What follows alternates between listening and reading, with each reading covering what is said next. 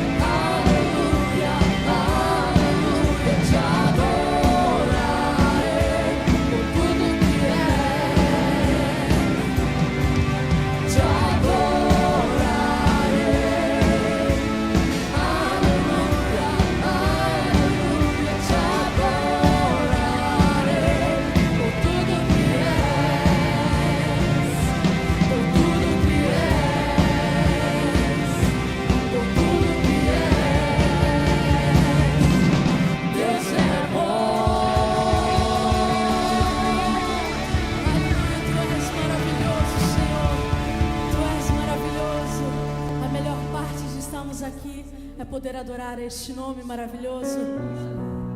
A palavra de Deus vai falar de uma passagem de Marta e Maria, em que Marta escolheu priorizar distrações, priorizar o dia a dia, priorizar outras coisas, mas Maria decidiu priorizar a Jesus, estar aos pés de Jesus.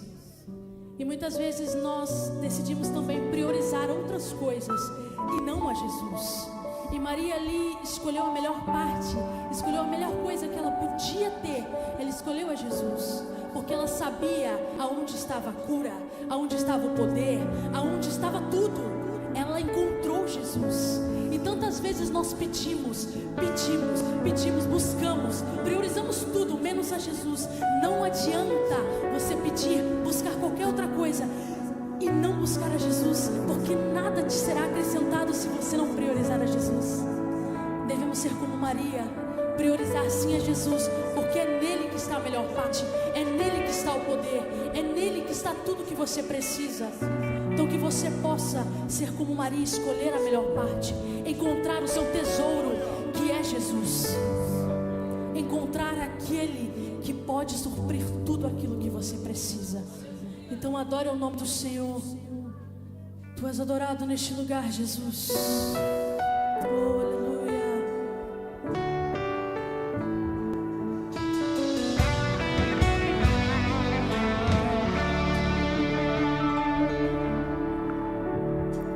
Precioso Jesus, aos teus pés aqui estou.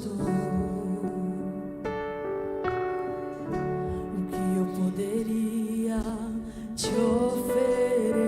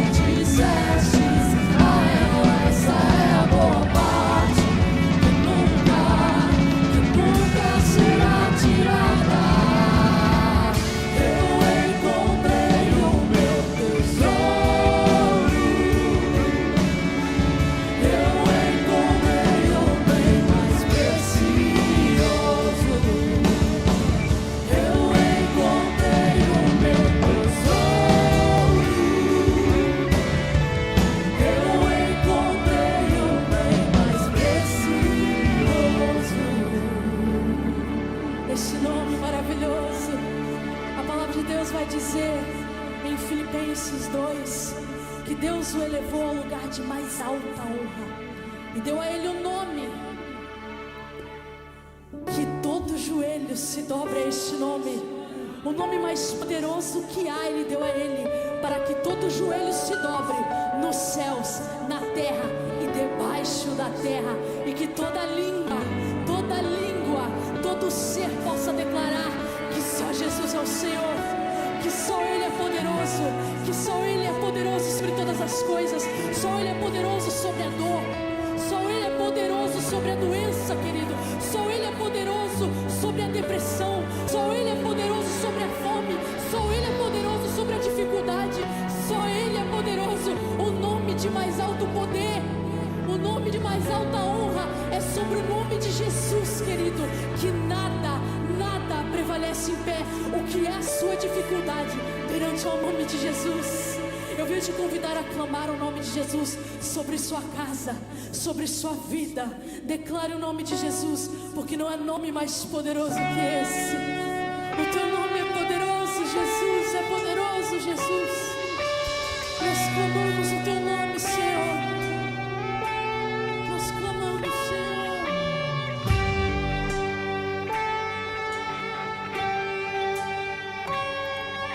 Jesus, quero declarar teu nome sobre toda mente e coração, pois sei que existe paz em tua presença. Clamo Jesus.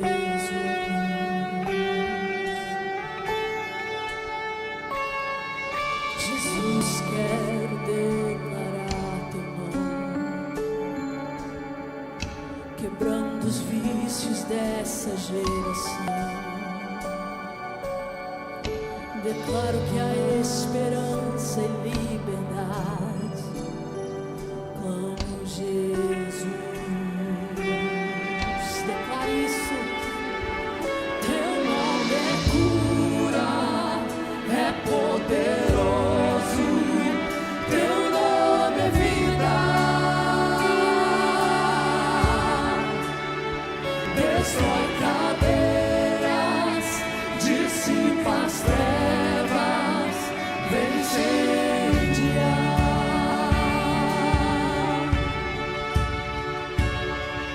Jesus, quero declarar teu nome sobre toda alma em depressão, ansiedade, medo, saiam agora. Como Jesus,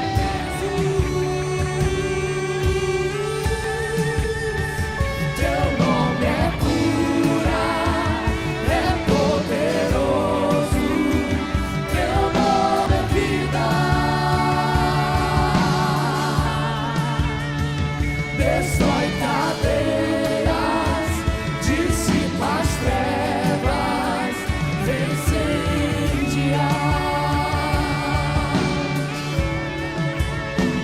Teu nome é cura, é poderoso, teu nome é vida. Destrói cadeias, dissipa as trevas, vem incendiar.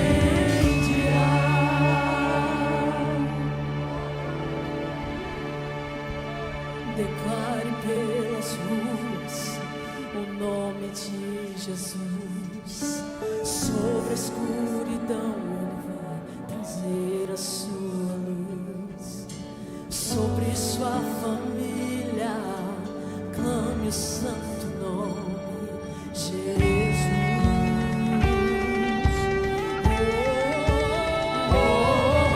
Declare pelas ruas o nome de Jesus. Sobre a escuridão ele vai trazer a sua luz. Sobre sua família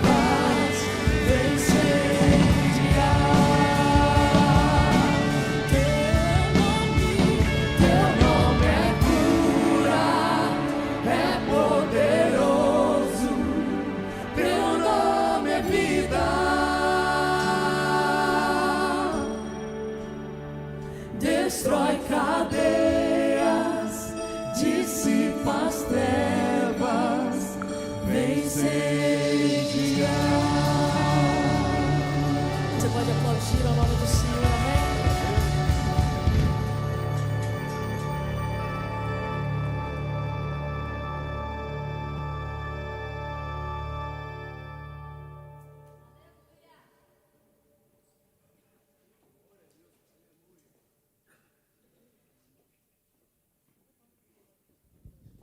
A paz do Senhor Jesus, igreja, amém? Glória a Deus, eu pensei que ia estar mais vazio. Depois do jantar.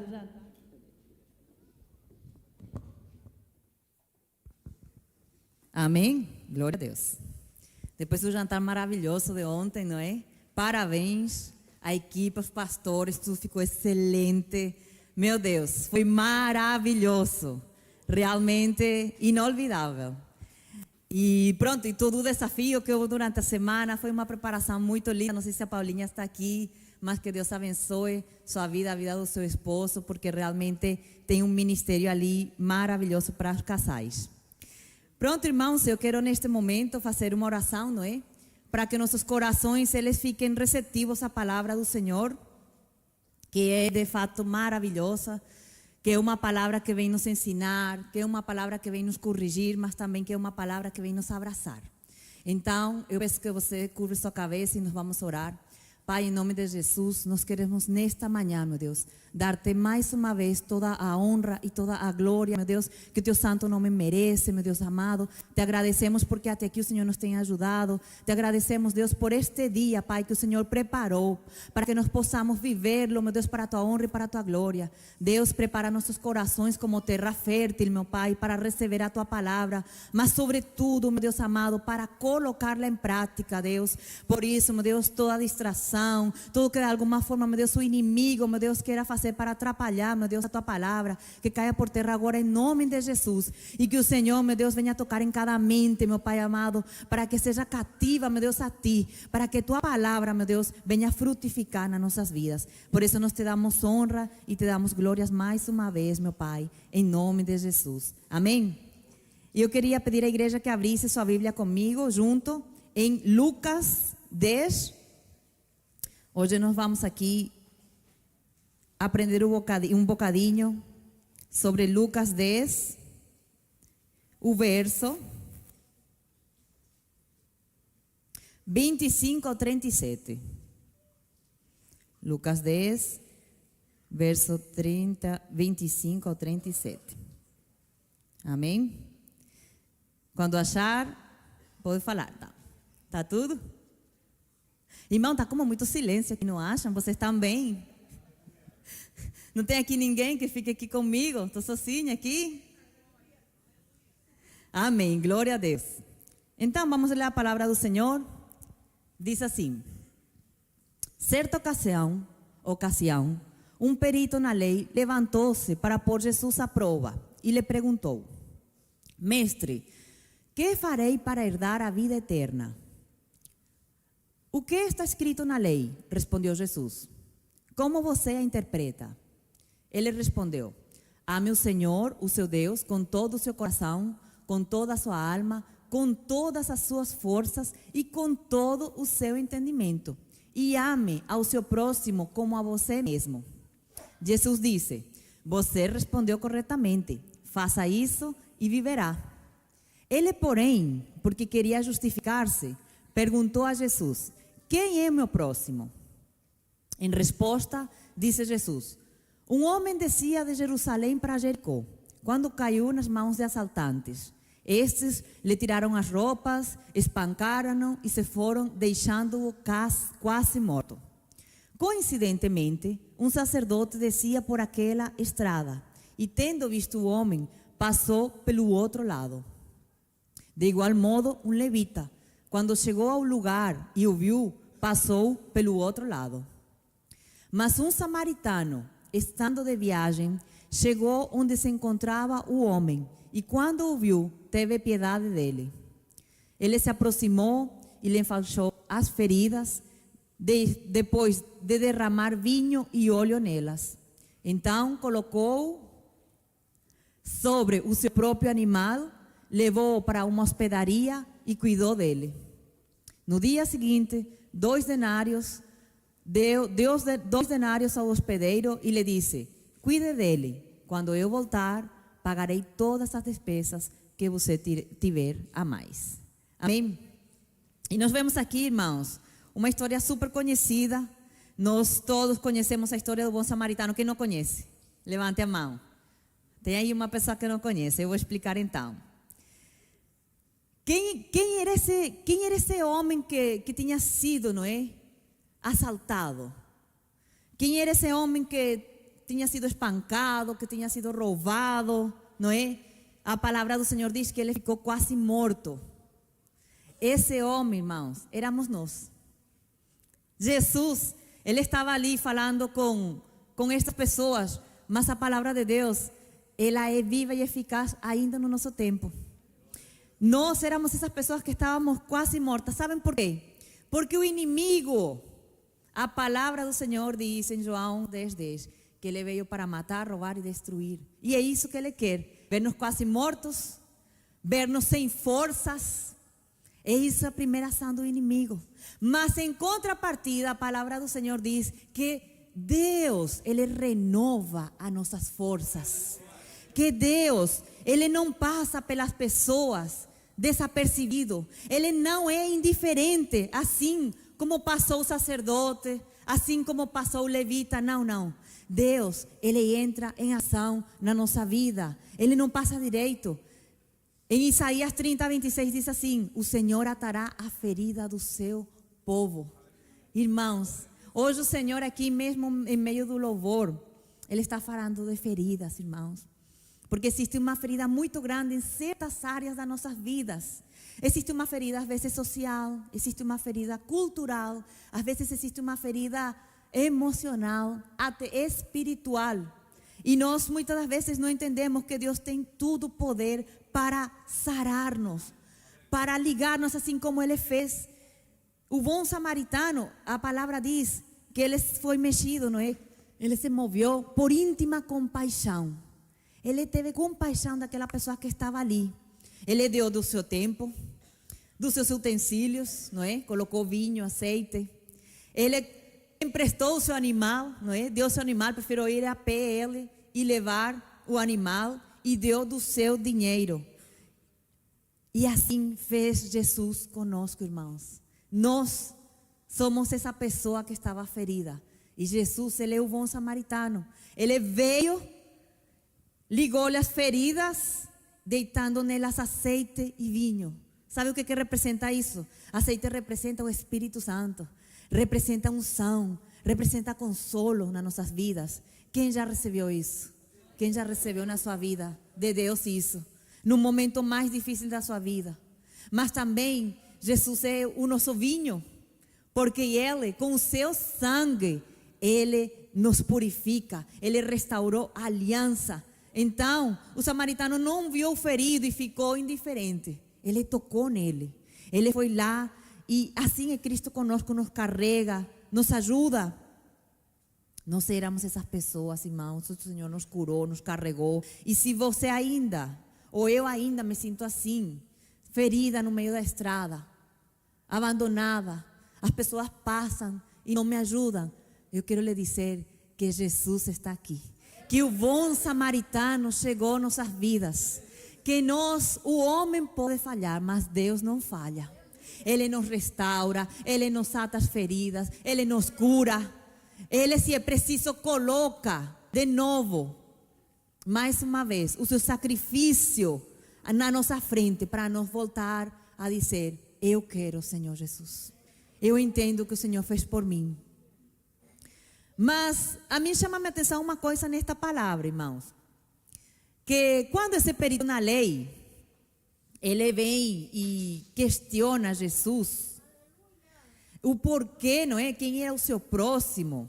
Eu fiquei assim um bocado na dúvida, não é? Por uma palavra aqui que diz assim, olha aqui. Antes de Jesus contar a parábola para ele fala assim: quem é que o que está escrito na lei? Respondeu Jesus. Como você a interpreta? Irmãos, muitas das vezes é assim que Jesus faz conosco também. O que está escrito na palavra? Mas como é que você a interpreta? Porque muitas das vezes já está escrito, mas a interpretação vai depender de cada um de nós. E Jesus perguntou para ele, olha, o que está escrito? Mas depois colocou isso. Como é que tu interpretas? Mas o homem respondeu bem. Ele, o perito na lei, não era uma pessoa qualquer, era uma pessoa mesmo erudita. Ele respondeu muito bem. Ele disse assim, olha, temos que amar a Deus acima de todas as coisas, com todo o nosso coração, com todo o nosso entendimento e amar ao próximo. Aí sabem o que Jesus lhe disse? Jesus lhe disse assim, faça isso e viverá. Ele, porém, queria justificar-se, perguntou a Jesus, quem é meu próximo? E perguntou a Jesus, Senhor, mas por que esse homem queria justificar-se? De quê? Parece estranho aqui o que estão a falar, não é? Tipo, ele respondeu bem, Jesus disse-lhe, respondeste certamente, está no verso 28, faça isso e viverá, mas ele queria se justificar. E aí o Senhor me deu a resposta, está a mesma resposta aqui. Faça isso e viverá. Ele não estava fazendo isso, irmão. Por isso é que ele se quis justificar. Ele quis se justificar e dizer assim, olha, quem é meu próximo? No fim de toda a parábola, Jesus volta a referir-lhe, vá e faça o mesmo. Porque muitas das vezes nós até conhecemos, irmão, que nós temos que ajudar o caído, que nós temos que curar as feridas, que nós temos ali um próximo para amar também, além de Deus. Mas nós, às vezes, não estamos vivendo isso. Eu não estou a dizer que é você, eu estou a dizer nós. Nós, muitas das vezes, estamos como sacerdote e como levita. ¿Sabe o que estavam eles? Cheios de pressa. Não é que eles não tinham fé, não é que eles não amassem a Deus. Eu tenho certeza que sim. Não é que eles não serviam a Deus. Eu tenho certeza que sim. O sacerdote estava sendo sacerdote, o levita estava sendo levita. Mas eles estavam cheios de pressa. E muitas das vezes acontece isso também nas nossas vidas, irmãos. Muitas das vezes nós temos a palavra, a interpretamos bem, mas não fazemos isso. E isso é o que nos vai dar a vida. Quando o homem começou aqui, a pergunta a Jesus, ele disse assim, Mestre, que farei para herdar a vida eterna? E por 2 vezes o Senhor Jesus disse-lhe a ele, faça isso e viverá. Ame a Deus e ame o seu próximo. O que Jesus fez aqui, irmãos, foi assim, eu imagino nesse momento, não é? A cena. Jesus, ele explodia a cabeça, irmãos, de todos eles. Eu acredito que Jesus era aquela pessoa que quando os fariseus chegavam, eles já ficavam entre eles. Como é que hoje vamos confrontar ele? Porque é difícil. E Jesus, ele usa uma parábola, irmãos, onde ele coloca um samaritano como o herói da história. Mas vocês não estão a entender aqui o conflito que isso deve ter gerado na cabeça desses homens, destas pessoas. E eu vou explicar um bocado por quê. Porque você já se perguntou por que os samaritanos e os judeus não se davam? Olha, em João 4,4, coloca aí João 4,4, o que diz?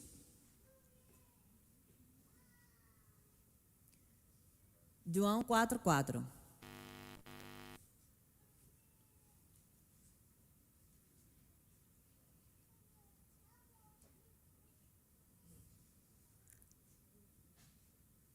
Diz assim, no tanto, era necessário que ele passasse por Samaria. Mas, assim, chegou a uma cidade de Samaria, chamada Sicar, perto das terras de Jacó, tinha dado seu filho, perto das terras que Jacó tinha dado ao seu filho José.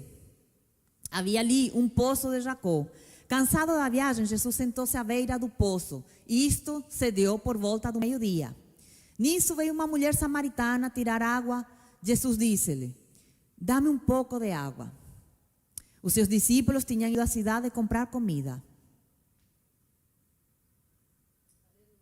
A mulher samaritana lhe perguntou: como o Senhor, sendo judeu, pede a mim, uma samaritana, água para beber? Ela perguntou isso porque os judeus não se dão bem com os samaritanos. Vamos ficar aqui para já e depois nós continuamos. Os judeus, o que dizia o texto? Não se davam bem com os samaritanos. Mas Jesus vem ali e coloca um samaritano como o herói da história. E coloca os outros como os que passaram e não fizeram nada. Porque Jesus aqui sabe o que ele queria. No meio, a palavra do Senhor diz assim, que ele abre a ferida, mas ele a cura. No meio dessa confrontação, era para mostrar-lhes que o próximo também era o seu inimigo.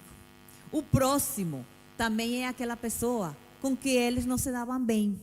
O próximo é aquela pessoa que muitas das vezes, isso já nem sequer tem a ver com eles, isso já vem de gerações passadas.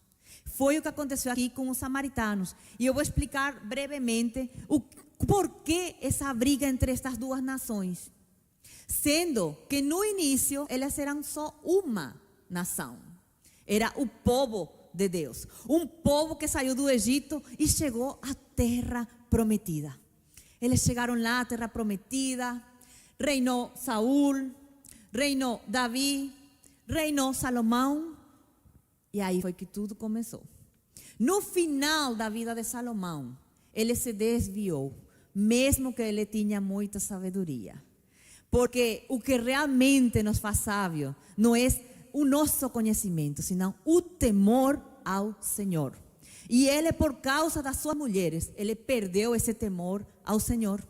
E ele se desviou no fim da vida. E o que aconteceu? Ele deixou um legado geracional. O seu filho fica no poder, é o novo rei, Roboão. Mas esse filho já não tinha sabedoria do pai para governar. E quando vem o povo de Judá, não é? Quando vem lá do outro lado, o povo do sul, falar com ele, dizer-lhe: olha, o teu pai colocou uma carga muito pesada sobre nós. Porque Salomão, irmãos, ele tinha feito templos, ele tinha feito palácios, ele tinha feito muitas estruturas. E isso fez com que sobrecarregasse as pessoas. O povo ficou sobrecarregado com imposto, com isso tudo. Aí eles foram falar com ele. Sabe quem foi falar com ele? Jeroboão. Foi falar com Roboão, disse-lhe: olha, o teu pai colocou uma carga muito pesada conosco, mas se tu nos alivias, nós vamos te servir. Ou seja, eles estavam querendo fazer uma nova aliança, dizendo assim: nós vamos continuar com o reinado, com a linhagem de Davi, para que governe. Mas, por favor, também olha para nós. Nós estamos sobrecarregados. Mas o que fez Roboão? Tomou conselho de que não devia, irmão. Tomou conselho dos amigos. Tomou conselho do que ele queria ouvir. Quantas vezes nós não queremos isso? Que nos digam o que nós queremos ouvir e não o que realmente é bom que nós façamos. Ele tomou a decisão errada. Os sábios disseram: não, sim, alivia a carga, esse povo vai te servir.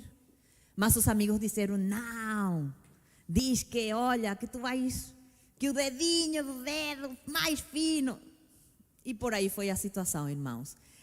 Consequência desse mau conselho: divisão, guerra. O povo se dividiu.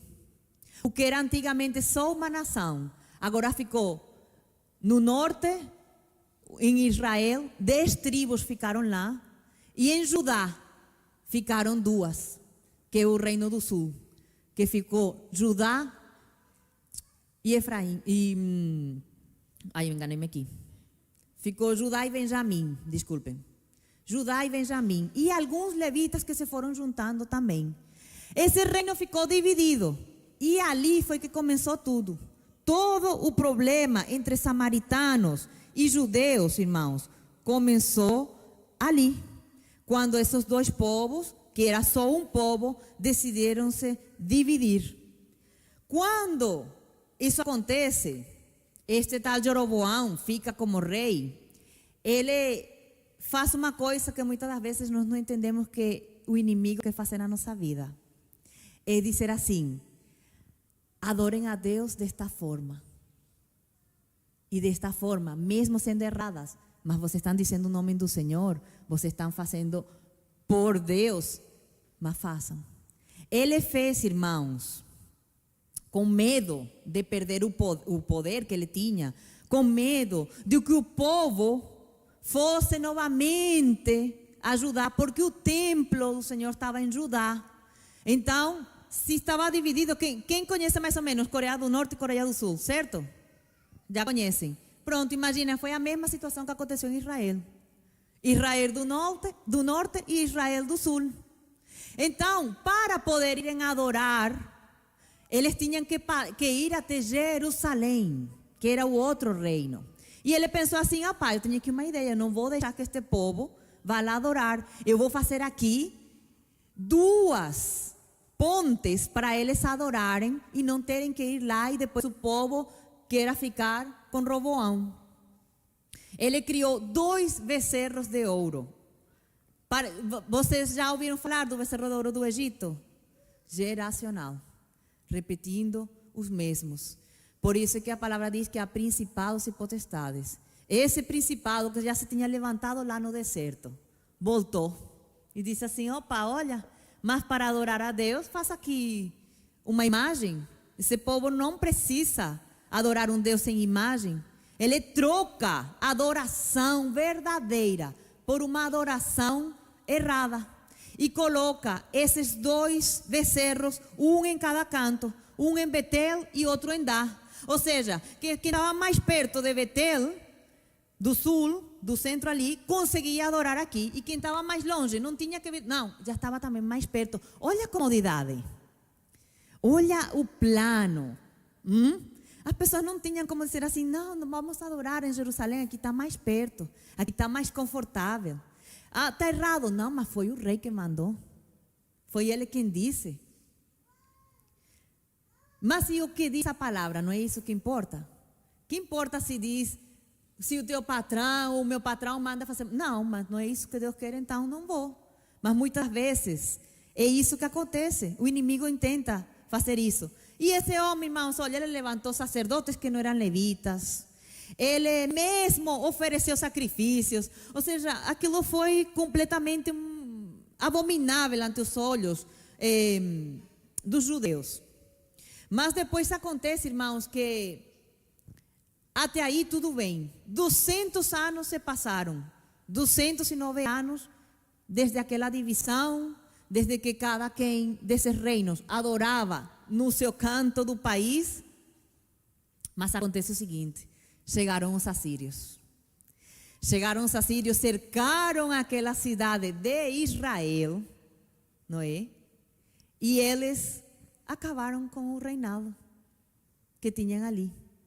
E quando fizeram isso, eles levaram pessoas para outros países, mas trouxeram também outros povos.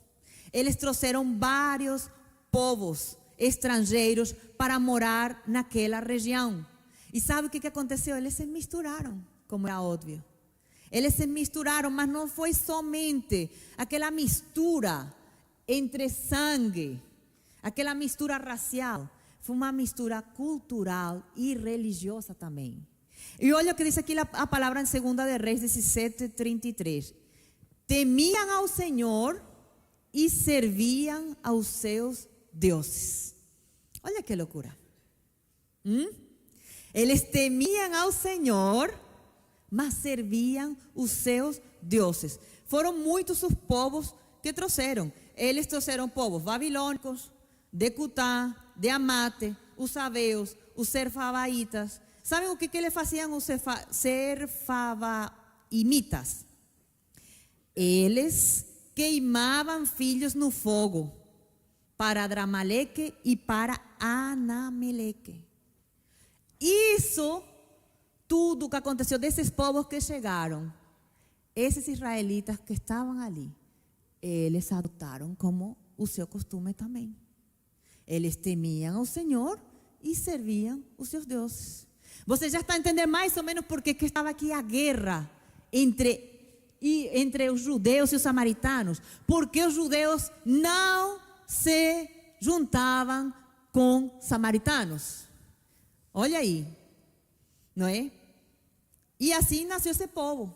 Depois disso nasceu esse povo samaritano, um povo completamente, não é? Com uma religião aí, sincretismo. Mas o que acontece? Havia uma ferida religiosa aqui, quando Deus encontra aquela mulher e ele começa a falar com ela. Ela faz uma pergunta que eu acho engraçada no aspecto. Vamos ler aqui. Outra vez. A mulher samaritana lhe perguntou: como o Senhor, sendo judeu, pediu a mim, uma samaritana, água para beber? Ela perguntou isso porque os judeus não se davam bem com os samaritanos. Jesus lhe respondeu: se você conhecesse o dom de Deus e quem está pedindo água, você lhe teria pedido e lhe daria água viva. A mulher disse: o Senhor não tem com que tirar água e o poço é fundo. Onde posso conseguir essa água viva? Acaso o Senhor é maior do que o nosso pai Jacó, que nos deu o poço, do qual ele mesmo bebeu, bem como os seus filhos e o seu gado? Eu vou fazer um parêntese aqui. Esses samaritanos, irmãos, eles eram das tribos de Efraim e Manassés. Quando Jacó estava lá no Egito e ia morrer, ele adotou Efraim e Manassés, que eram os filhos de José, como seus filhos. Então, para os samaritanos, Jacó era seu pai, não é? Porque essa era a tribo que tinha ficado mais perto de Samaria. Eles eram o seu pai. Então, eles defendiam muito bem essa parte que eles tinham como de direito. Não, nós também somos israelitas. Nós também temos direito sobre este poço, porque neste poço foi Jacó. Mas Jesus respondeu: quem beber desta água terá sede outra vez, mas quem beber da água que eu lhe der nunca mais terá sede. Ao contrário, a água que eu lhe der se tornará nele uma fonte de água a jorrar para a vida eterna. A mulher lhe disse: Senhor, dá-me dessa água para que eu nunca mais tenha sede, nem precise voltar aqui para tirar água. Ele lhe disse: vá, chame o seu marido e volte. Não tenho marido, respondeu. Jesus lhe disse: você falou corretamente ao dizer que não tem marido. O fato é que você já teve 5 e o homem com quem agora vive não é o seu marido. O que acabou de dizer é verdade. A mulher disse: Senhor, vejo que é profeta. Os nossos antepassados adoraram neste monte, mas vocês, judeus, dizem que Jerusalém é o lugar onde se deve adorar. Quando eu não sei você, mas às vezes eu estou a ler a Bíblia e como que parece que salta de uma coisa para outra, eu fico, que? Então ele lhe disse que ela tinha 5 maridos e agora ela está a perguntar que os antepassados adoravam aqui, que era aqui ou era em Jerusalém. Mas o Senhor explicou. Era a oportunidade que ela tinha para finalmente saber a verdade.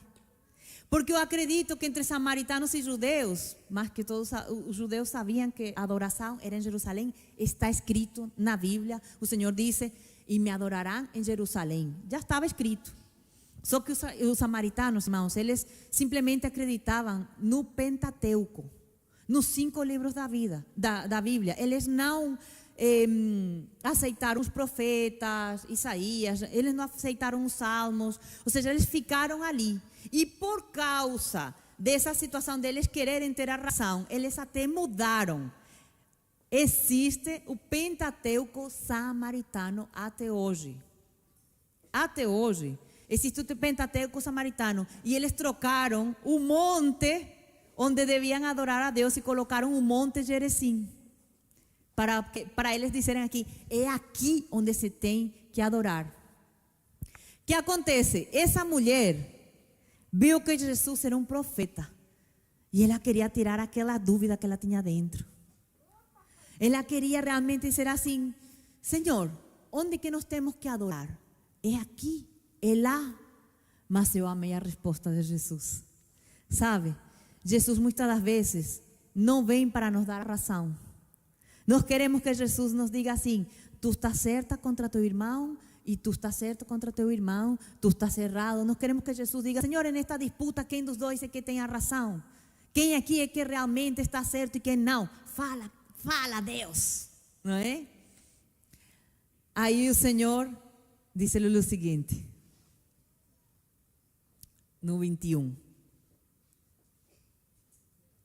Jesus declarou: creia em mim, mulher. Está próxima a hora em que vocês não adorarão o Pai, nem neste monte, nem em Jerusalém. Vocês, samaritanos, adoram o que não conhecem.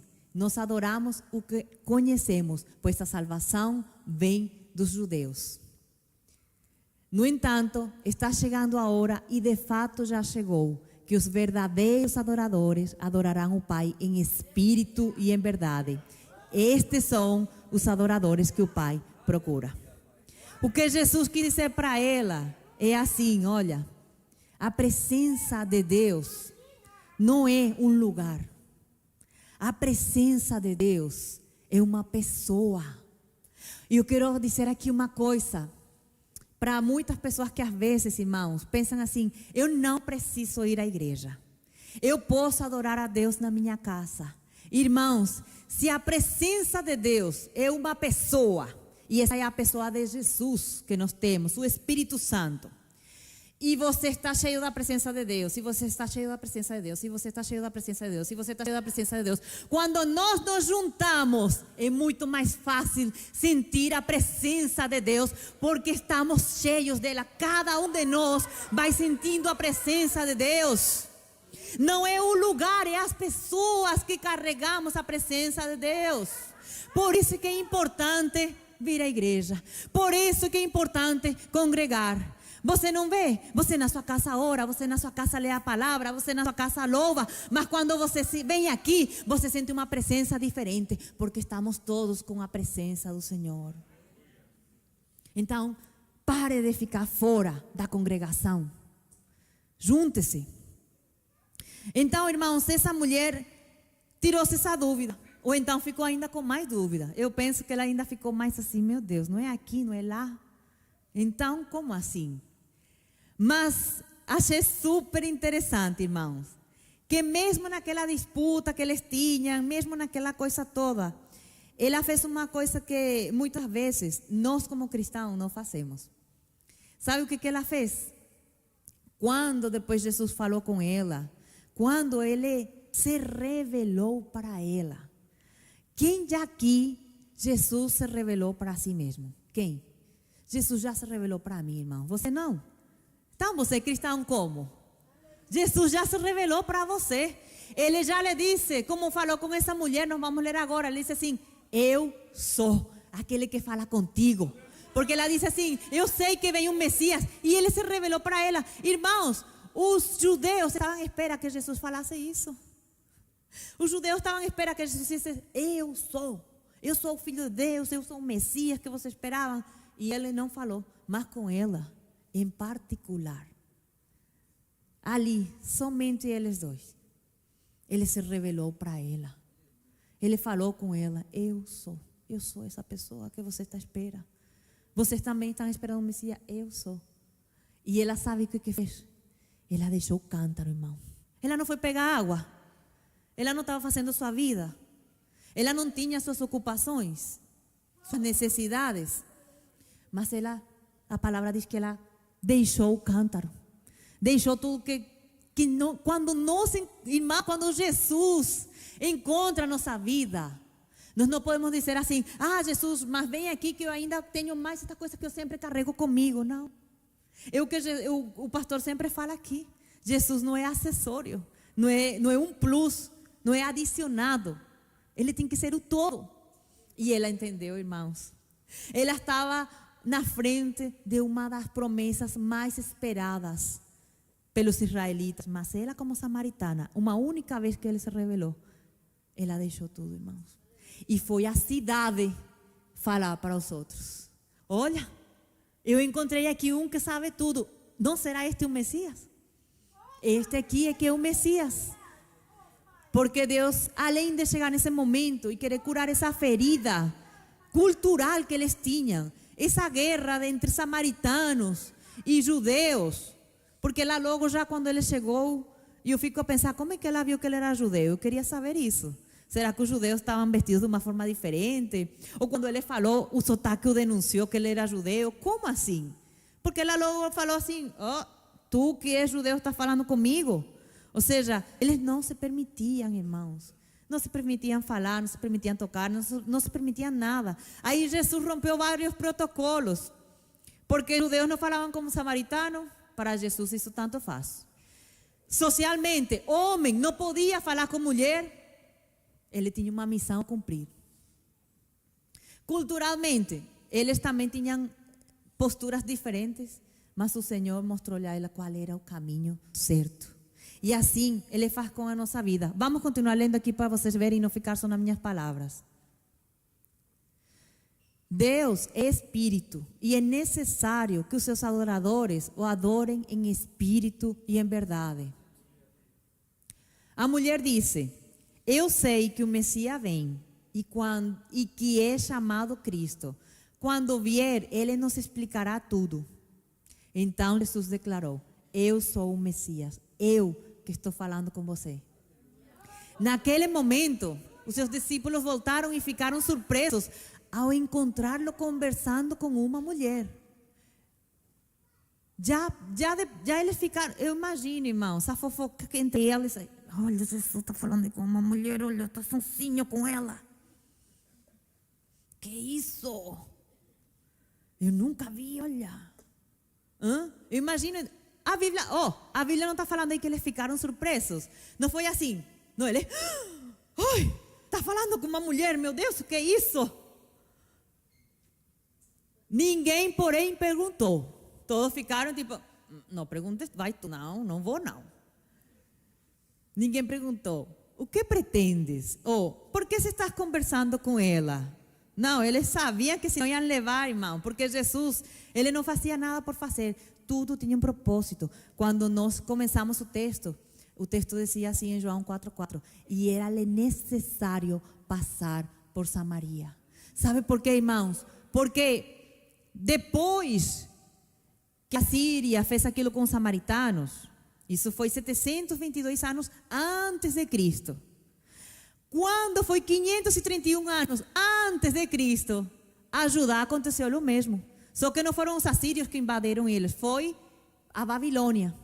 Então esse reinado, essa divisão acabou.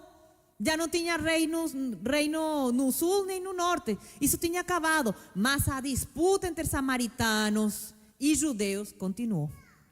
E então a Galileia ficava aqui, Samaria aqui e Jerusalém aqui. Aí o judeu, irmão, para não passar por Samaria, que era o caminho mais curto, de 3 dias mais ou menos, ele passava pela beira assim, da pereira, assim, do Jericó, e fazia uma viagem de 5 a 7 dias para chegar a Galileia. Adivinha onde que Jesus sempre ia? Para a Galileia. Jesus vinha também da Galileia. Então imagine a volta que eles davam sempre para ir para lá e depois para vir para Jerusalém, porque eles ninguém tinha chegado ainda a dizer assim, vocês podem passar por aqui pelo caminho mais curto, façam aqui as pazes com eles e vão. Mas a Bíblia diz que lhe era necessário passar por Samaria, porque Jesus tinha essa missão. A missão também do que o inimigo tinha semeado muitos anos atrás. Sabe quanto? 931 anos atrás, quase 1000 anos, essa gente já estava nessa disputa. 1000 anos, se ouve fácil, irmãos. Mas aquilo passava de geração em geração. Os judeus não se dão com os samaritanos. Os judeus não se dão com os samaritanos. Os judeus não se dão com os samaritanos. E lhe era necessário. Então, quando nós vemos isso, irmãos, nós entendemos que não interessa mais nada. Depois de uma revelação daquelas que Deus fez para ela, o Messias vem e ele falou, sou eu. sou eu o Messias, eu que falo contigo. Ela diz assim: então, deixando o seu cântaro, a mulher voltou à cidade e disse ao povo: venham ver um homem que me disse tudo o que tenho feito. Será que ele não é o Cristo? Então saíram da cidade e foram até onde ele estava. Olha, eu só penso assim, aquela mulher, vocês sabem, já muitas pessoas com certeza pregaram aqui sobre ela. Ela não tinha uma história muito favorável, não é? Porque ela falou com Jesus que tinha 5 maridos, Jesus falou que o sexto não era dela, então ela não tinha uma boa reputação. E para que o povo tenha ouvido uma mulher como ela e tenha decidido vir até Jesus, alguma coisa viram que era impressionante na vida dela. Porque com certeza, irmãos, aquela mulher, ela tinha vergonha. Ou ela era uma descarada, ou ela tinha vergonha. Mas eu acredito que ela tinha vergonha porque ela ia pegar no poço, no horário onde não estavam outras mulheres, ao meio-dia. Então eu acredito que ela era uma mulher com vergonha, roubando os maridos dos outros, mas com vergonha, não é? Não estou julgando, Senhor, não estou julgando. É o que a Bíblia fala, sim ou não? É isso, e o sexto não era o dela, então era marido de outra. Mas, quando o povo viu que ela chegou falando, que o Cristo chegou, irmãos, era a sede do povo a esperar do Messias. Não importa quem trouxe a mensagem, não importa a reputação da pessoa, não importou nada disso. A palavra do Senhor diz que era um meio-dia, não é? Porque se ela foi pegar lá no meio-dia, já estavam aí por volta do sol quente. Não importou, irmãos, a mensagem era o que eles queriam, o que eles estavam à espera.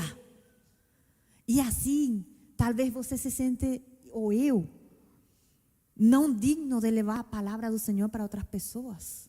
Mas não é sobre nós, é sobre a mensagem. É sobre que quando nós cheguemos, sem importar nosso passado, nossa condição atual, nós vamos chegar para as pessoas e vamos dizer assim: olha, eu encontrei o Cristo. Então saíram da cidade e foram até onde ele estava. E não devem ter sido poucos. 31. Enquanto isso, os discípulos insistiam com ele: Rabi, come alguma coisa. Irmãos, sabe por quê? Os discípulos não eram maus. Só que quando nós estamos rodeados de pessoas que não estão na mesma visão, já ia falar visão, em espanhol. Visão. Quando nós estamos rodeados de pessoas que mesmo que andem conosco, não estão na mesma visão, eles sempre vão querer priorizar as coisas aqui da terra. Por isso, eles estavam aí insistindo. Eles diziam: tenho algo aqui, porque você não come. Ele, porém, disse: tenho algo para comer que vocês não conhecem. Mas, então, os seus discípulos disseram uns aos outros: será que alguém lhe trouxe comida? É isso, irmão. Eles estão vendo a situação, estão vindo samaritanos ao encontro. Ele está falando com a mulher, vem samaritanos ao encontro. Estava aquela situação, e eles ainda pensando assim: será que alguém trouxe comida? Quem aqui viu Chaves? É tipo Chaves. Meu Deus, não é, senhor Madruga, a sua vozinha? É quase assim. Meu Deus, eles não estavam enxergando, gente, eles estavam perto de Jesus e ainda não entendiam nada. Então, disse assim Jesus: a minha comida, disse Jesus, é fazer a vontade daquele que me enviou e concluir a sua obra. E nós, irmãos, olha, eu vou falar por mim, tá bem? Eu gosto muito de comida. Mas muito mesmo. E quantas das vezes realmente eu não tenho ficado distraída por causa da comida? Quantas das vezes nós entendemos que há uma missão para completar e nós estamos distraídos? Jesus, o que ele quis dizer assim: olha, eu não tenho tempo para comer. Eu vim aqui com uma missão e isso que eu tenho que cumprir. E essa missão era passar por Samaria e falar com este povo. Depois eu vejo. Uma vez eu estava a ver um vídeo de um japonês que tinha sido preso por perseguição, não é? Religiosa.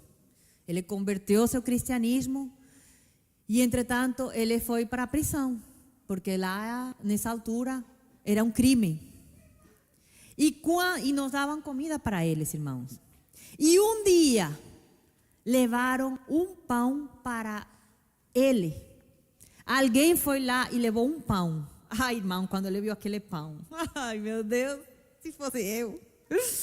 Ele viu aquele pão, ele parece que viu Deus. Ele disse que ficou tipo, ai, graças, meu Deus, este pão. E quando foi assim, o Senhor disse assim: não comas, dá para o que está na outra cela à frente.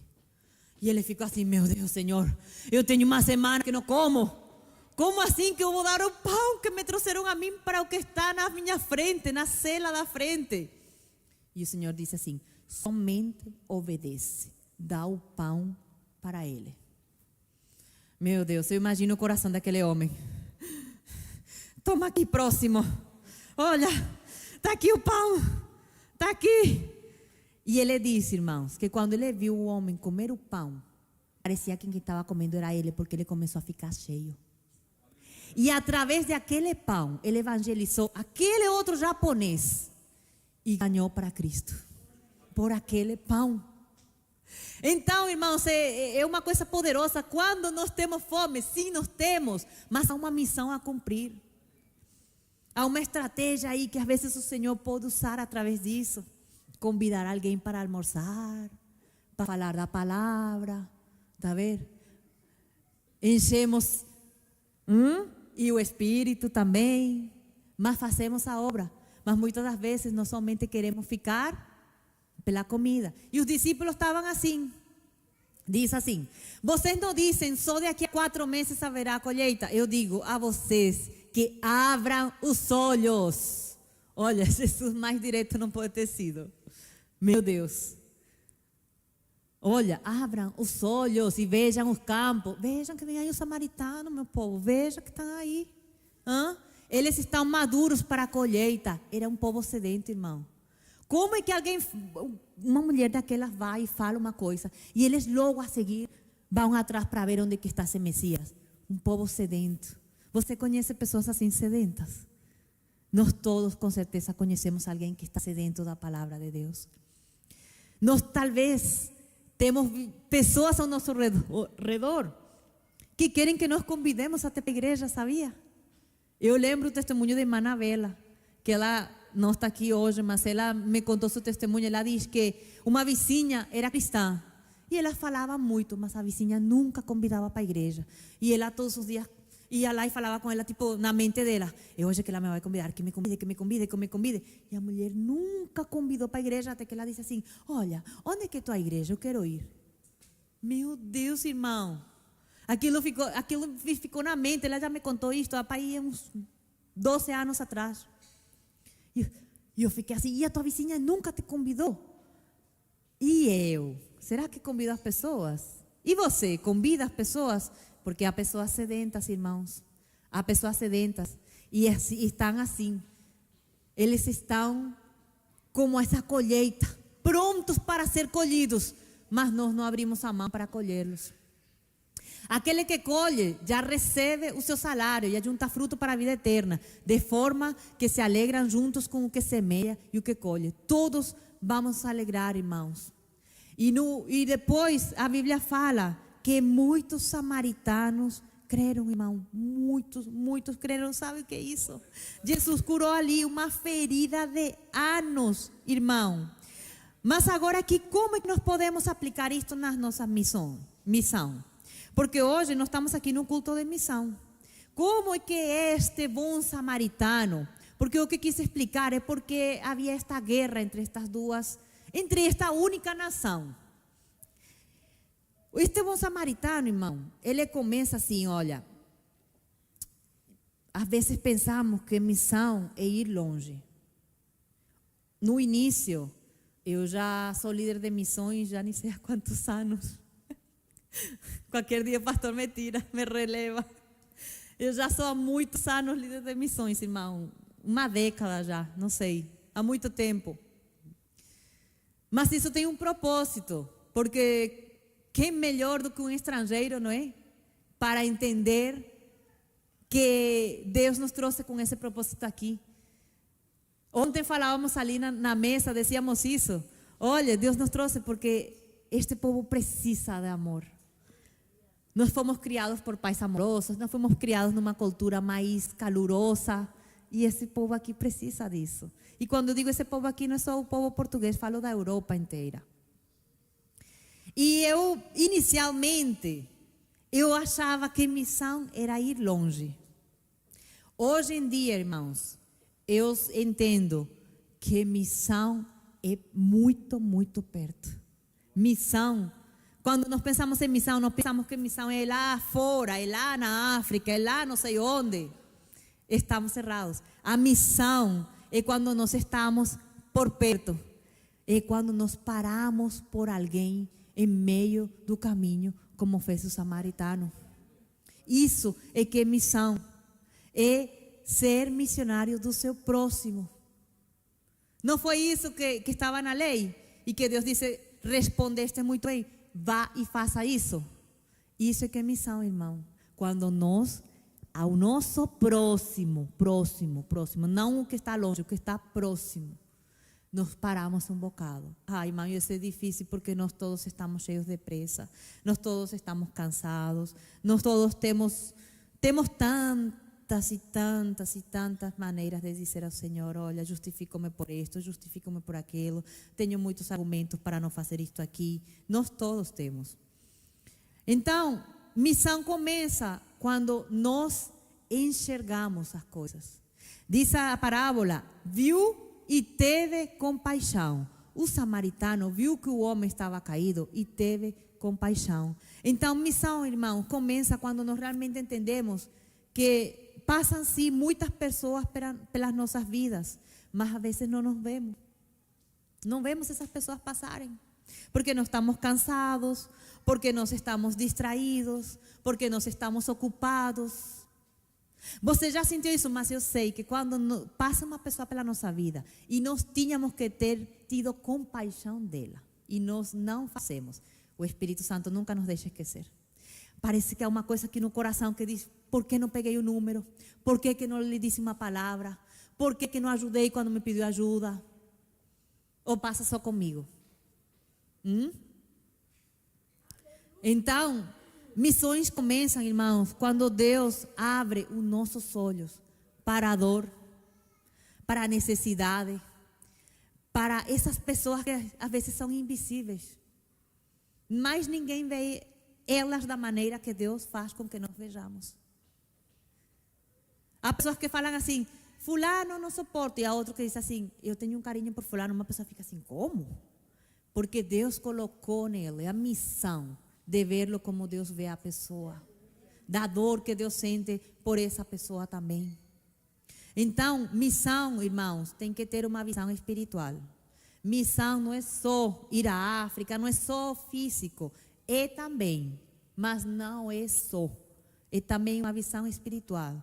Porque às vezes nós vemos pessoas que parecem estar bem. Eu não sei se já aconteceu com vocês. Eu que trabalho muito com público, eu já vi pessoas, irmãos, que parecem muito bem, mas têm os olhos tão tristes. Tem uma tristeza tão grande na alma. Podem estar a mostrar os dentes, mas os olhos não enganam. Então, missão é isso. É nós conseguirmos ter uma visão espiritual para os que estão ao nosso redor. A colheita está pronta. Eles estão maduros, mas é preciso que nos vejamos. Foi isso que Jesus falou com os discípulos. Missão também é compaixão, não é? Mas compaixão como? Ai, coitado, que pena. Tadinho. É só isso? É só sentir pena? Imagine lá o samaritano da história. Ai, coitado, olha, está todo espancado. Misericórdia, Jesus. É movimento também. É movimento. Compaixão é movimento. Não é só ter pena da outra pessoa. Não é só ter pena das pessoas que não conhecem Jesus. É movimentar-nos para nós fazermos alguma coisa por essas pessoas. É realmente, sabes, às vezes interromper o caminho para salvar alguém no caminho. Mas nós às vezes somos como? Como o sacerdote e o levita. Eles não pararam o que eles tinham para fazer. Talvez o levita tinha que ser a sua hora de entoar os cânticos. Mas eu tenho a certeza que se ele tivesse parado para ajudar o homem que estava ali ferido, Deus não ia dizer assim, não chegaste, não bate este ponto. Não, não. Com certeza o Senhor ia se agradar muito mais, porque ajudou o seu próximo. Então, irmãos, missão ele não pode ser somente um evento na nossa vida. Missão tem que ser um estilo de vida. É isso. Missão, a ideia, irmãos, dos cultos de missões é isso. Porque sim, existem muitas palavras de vitória e nós queremos elas. Queremos, eu quero. Muitas cultos de campanha e isto e o outro. Mas o coração missionário, irmãos, é um dever de cada um. Ide por todo o mundo, pregai o evangelho, batizá-las em nome do Pai, do Filho e do Espírito Santo. Ou seja, é uma missão para cada um de nós. Tem que ser o nosso estilo de vida. E sabem que, irmãos, como nós vemos nesta história, missões, elas atravessam barreiras. Atravessam. O samaritano ajudou alguém que provavelmente o odiaria. Porque talvez essa pessoa que ele ajudou era um judeu. A Bíblia não fala que esse homem, quem é que ele era. Só fala que Jerusalém, ela estava assim no monte. Jericó, irmão, ela era uma descida muito perigosa, onde haviam salteadores. E nesse caminho, eu não sei quantas pessoas passavam por lá. Mas aqui, esta pessoa disse assim, não importa se é um inimigo ou não. Não importa se é um momento de eu começar a pensar nisto, naquilo, se posso, se não posso, não. É momento, sabe o quê? De arregaçar as mangas e dizer assim, olha, não me importa a cultura, não me importa o idioma, não me importa a nacionalidade, não me importa a cor, não me importa o passado, não me importa a religião, não me importa o status social. Eu vou cruzar essa fronteira, eu vou lá. Eu vou ajudar essa pessoa. E incrível, irmãos, nós somos cristãos, nós amamos a Cristo, mas existem muitas coisas culturais que nos impedem de fazer missão. Você sabe as suas, eu sei as minhas. Existem certas coisas que com este povo eu não suporto, esta gente assim como fala, que eles assim, e não, e isto, e até não consigo tratar com pessoas mais idosas, não suporto as crianças, não. Irmão, missão é para tudo. Vocês sabem quantas crianças têm trazido seus pais para Cristo? Mas você evangeliza alguma criança? Porque eu não tenho muitas perto. Mas nós deveríamos de fazer isso. Nós deveríamos, é o que les digo, nós temos muita coisa aqui, muita barreira. E nós temos que romper essas barreiras. É para toda criatura. Ide e pregai o evangelho a toda criatura. Ele não falou da idade, ele não, a toda criatura. Seja muito, não se diz velha, não é? Ah, meu Deus, que palavra que eu posso ser? Idosa é mais feia ainda. Seja muito experiente, sim, muito avançado, seja uma pessoa muito experiente de anos, ou seja uma pessoa muito fresquinha de anos. Irmãos, então, nós temos que quebrar essa fronteira. Às vezes essa fronteira não é um país, às vezes é o nosso próprio preconceito. Missões, sabe o que é cuidar do ferido? Antes de corrigir o ferido, nós temos que fazer como fez aqui esse samaritano. Ele não perguntou assim, por que você está nesse caminho? Por que você merece que eu te atenda, que eu te dê meu tempo, meu dinheiro, meus denários? Você merece isso? Ele não perguntou assim: qual é a sua história? Por que te deixaram aqui nu, espancado? Com certeza tu tens alguma coisa, fizeste para te fazerem isso. Não, ele não fez isso. Não quis saber. E muitas das vezes, irmãos, missão não pode começar pelo julgamento. Não podemos começar a julgar a situação da outra pessoa. Quem te livre que tire a primeira pedra. Ninguém, nenhum de nós aqui, nem eu, nem você, temos direito de julgar ninguém, seja o que for que ele esteja a fazer, que não interessa. Nenhum de nós tem esse direito sequer. Nós, como missionários, temos que chegar à pessoa com cuidado, sabe? Para que essa porta da transformação aconteça. Nós não vamos chegar a essa pessoa que já está ferida, ferindo mais. Nós vamos chegar a essa pessoa como um ar fresco, como uma cura. Então, irmãos, missão, ela custa. Sabe por quê? Muitas das vezes por isso que nós não fazemos missão como tem que ser. Porque missão, ela vai gastar certas coisas de nós. Ela vai gastar tempo. Irmãos, eu vou falar para você. Se missão, se eu tivesse que escolher entre tempo para ajudar nas missões e dinheiro, eu preferia dar dinheiro e ficar com o meu tempo para mim. Ai, irmã Karen, por Deus, se Deus sabe que você saiba, não há problema. Mas hoje esta palavra é para isso, irmãos, para entender que o nosso tempo é também nossa maneira de fazer missão. Fazer missão é gastar, diga comigo, tempo.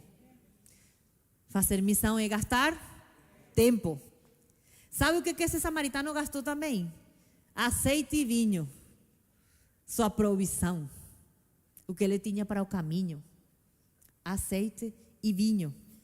Sabe o que esse homem também teve que gastar? O seu esforço físico. Porque para ele pegar aquele homem que estava quase morto, diz a palavra do Senhor, ele estava quase morto, pegá-lo, carregá-lo e colocá-lo no seu animal, foi um esforço físico. E muitas das vezes nós também vamos ter que fazer esse esforço físico, irmãos. Mas tudo depende de como nós entendemos que essa missão custa. Que ela tem que custar algo. Porque seria maravilhoso só fazer missão assim: olha, Jesus te ama, amém, glória, já me converti, onde que eu tenho que me batizar? Era bom, mas essa é a realidade? Não é. Com você foi assim? Se foi, glória a Deus. Sabe o que é missão? Dinheiro. Irmã Karen, não fale no meu bolso. Ele é sagrado, ele é meu tesouro. Mas, irmãos, a recompensa que Deus dá quando nós entendemos que missão também é dinheiro. Dinheiro para ajudar quem já está fazendo lá fora.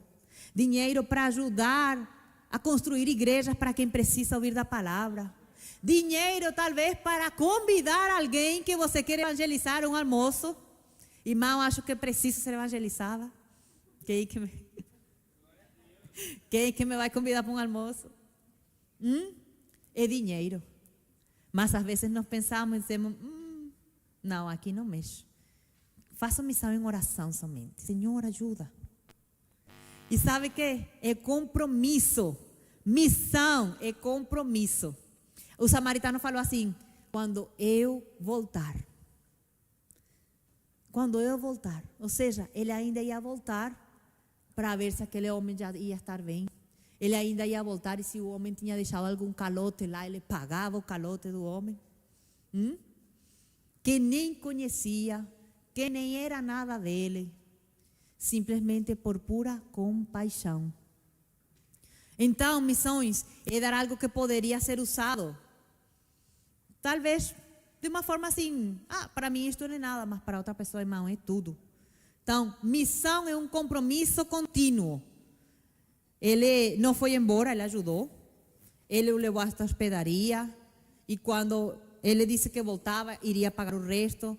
Então, missão, sabe o que é? Esta é a parte mais difícil de fazer missão, irmão.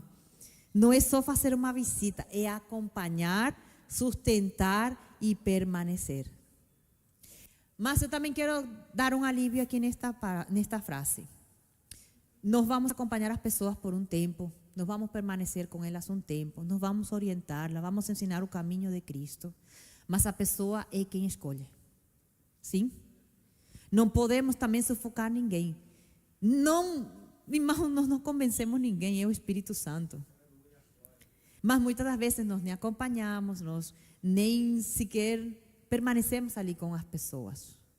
Nós dizemos assim, fulano não quer nada com Deus. E seguimos nosso caminho. Mas por um tempo, nós vamos que dar esse fruto para essa pessoa. E depois Deus faça a obra. Então, irmãos, eu quero que você hoje entenda que missão, ele não é só falar de uma religião, falar palavras bonitas para as pessoas. Missão significa realmente essa conexão, ajudar o que está caído no caminho. Às vezes não somente estão fora, aqui dentro também às vezes estamos caídos no caminho, irmão. Querendo que alguém nos dê, nos sare as feridas, nos coloque um bocadinho de azeite, nos coloque um bocadinho de vinho, nos ate as feridas, nos carregue, nos dê 2 denários, 2 dinheiros. Também, às vezes é preciso, há irmãos que precisam ajuda monetária também. Então, o Evangelho é poderoso por isso, irmãos. Nós não podemos ficar indiferentes. Nós temos um convite para fazer missão ao nosso próximo. E como Jesus disse, você vá e faça isso. Não fique só pelo conhecimento. Vá e ame o seu próximo de verdade. Amém? Então vamos orar em nome de Jesus. Eu não sei se você quer ficar de pé, já está sentado há muito tempo.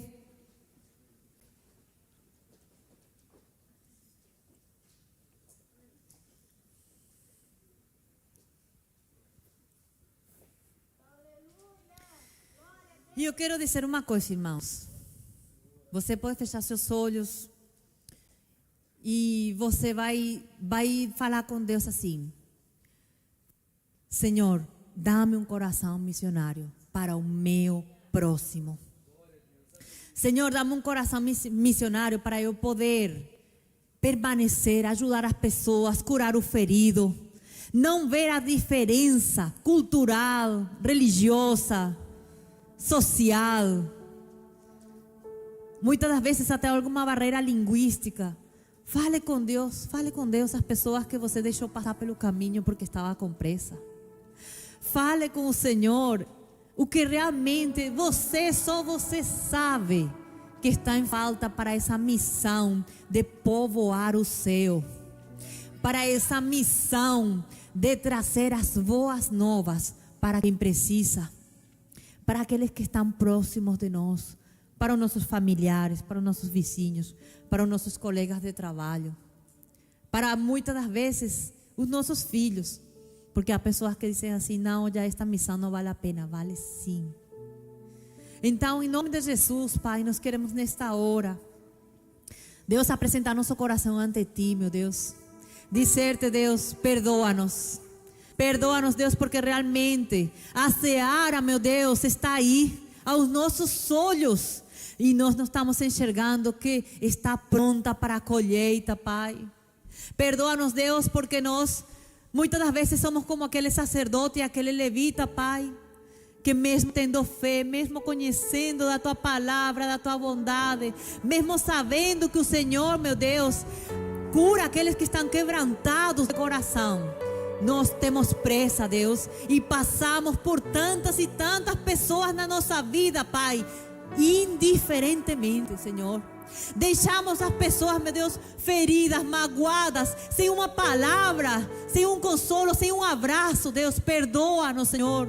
Perdoa, Deus, a Tua igreja. Perdoa nossas vidas, Deus. Perdoa porque estamos ocupados com nossos próprios prazeres. Estamos ocupados com nosso próprio caminho, com nosso próprio destino, Pai. E não estamos, Deus, fazendo a Tua obra como tem de ser, meu Deus.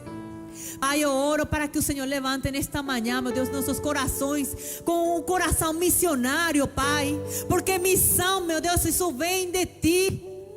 Deus, coloca no nosso coração um desejo ardente, Pai, de realmente amar o próximo e de fazer isso, não somente de palavras, Pai, sino com atos. Deus, dá-nos coragem. Coloca, meu Deus, palavras de ousadia na nossa boca. Quebra, meu Deus, toda a timidez que nós temos em falar que o Senhor salva, que o Senhor cura, que o Senhor pode mudar, meu Deus, esta nação, que o Senhor pode restaurar vidas, famílias inteiras, Pai. Nós, em nome de Jesus, meu Deus, te pedimos. Impulsiona-nos, Deus. Não nos deixes indiferente, Pai. Há uma necessidade nesta nação, Pai. Não nos deixes. Nós clamamos a Ti, porque não temos outro Deus a quem clamar, meu Deus.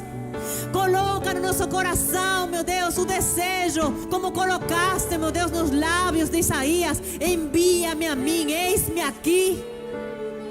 Pai amado, em nome de Jesus, eu declaro, meu Deus, que corações missionários se levantam nesta manhã. Que 2026, meu Deus, vai haver a multiplicação da frutificação de vidas que não te conhecem, vindo aqui, meu Deus amado. Que nós vamos ser como aquele samaritano, meu Deus, que vai olhar para os outros com compaixão, meu Deus, e vai salvá-los, meu Deus, e vai dar-lhes o alimento que precisam, Deus. Em nome de Jesus, meu Deus bendito, nós clamamos, nós te pedimos, Deus, por favor, ajuda-nos. Ajuda-nos, Deus, a não somente, meu Deus, pensar, meu Deus, na comida da terra, senão naquela que é o propósito, a comida espiritual para as pessoas, Pai. Em nome de Jesus, Pai amado. Em nome de Jesus, Espírito Santo. Espírito Santo, capacita cada um de nós. Espírito Santo, coloca essa compaixão. Deus, a tua palavra diz, meu Deus, que o Senhor colocaria, meu Deus, e trocaria nosso coração de pedra por um coração de carne, Deus. Se nosso coração está endurecido para as missões, Deus, nesta manhã eu oro, Pai, para que o Senhor, meu Deus, venha amolecer nosso coração de tal forma que ele fique, meu Deus amado, muito amaciado para ter misericórdia com os outros. Senhor, o Evangelho é de graça, e de graça nós temos que dar, meu Deus. Por isso, em nome de Jesus, Deus, eu oro para que essa que é tua presença, meu Deus, possamos continuar para mostrar às pessoas, meu Deus, que o Senhor não é uma religião, B ou C, não, que o Senhor é uma presença verdadeira, que o Senhor merece adoração e que o Senhor está à procura dos verdadeiros adoradores, Pai. Nós queremos ser verdadeiros adoradores, Senhor Jesus. Nós queremos entender isso, Deus. Coloca a dor que o Senhor sente pelas almas no nosso coração. Dá-nos amor pelas almas, Pai. Dá-nos esse amor, meu Deus, pelos que estão perdidos, pelos que estão agora chorando, pelos que estão caídos, meu Pai. Coloca, meu Deus, o teu amor, o coração de Cristo em nós, Pai. Meu Deus, ajuda-nos a pensar nas coisas que são da terra e não só do céu, e não somente as que são da terra, Pai. Deus, ajuda-nos a tirar tantas distrações, a renunciar, Pai, para fazer a tua vontade, Deus. Senhor, olha, se não fosse por pessoas que tiveram misericórdia de nós, se não fosse por aquelas pessoas que o Senhor usou para que hoje nós estivéssemos aqui, Pai, que seria de nós? Deus, que nós possamos cumprir o propósito pelo qual nós nascemos. Não deixes, Pai, que nós gastemos nossos dias em vão. Socorre-nos, Deus, nós precisamos de Ti, porque nós conhecemos a Tua palavra, mas não estamos colocando em prática, Senhor. Nós queremos fazer, meu Deus amado, nós queremos fazer, nós queremos, Deus, e nós queremos viver, nós queremos ganhar a vida eterna.